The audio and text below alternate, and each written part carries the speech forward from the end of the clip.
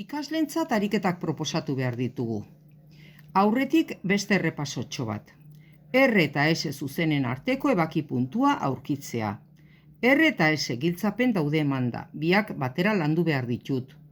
R zuzenaren I askatzen dut, S zuzenean I askatzen dut, eta puntuak proposatzen ditut. R zuzenari eta S zuzenari. Ondoren puntu horiek kokatu eta marrazketa egiten dugu. Marrazten dugu R zuzena eta S zuzena. Ikusten da ebaki puntu bat dutela.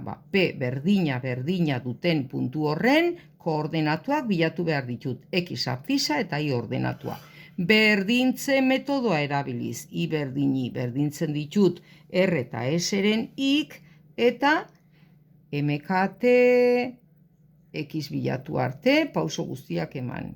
X hori izango da ebaki puntu edo berdina duten puntu horren abzisa. Puntu horren I bilatzeko R edo S zuzenaren ekuazio bat nahi dezuen hartu eta ordezkatu Xen ordez 4.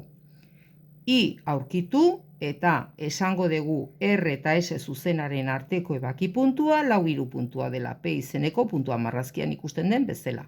Zuei proposatzen dizuegu orain, ondoren eskuratuko dituzu erantzunak, A, B eta C kasuetan berdin jokatzea marrazki egin eta ebaki puntuaren koordenatuak matematikoki bilatu.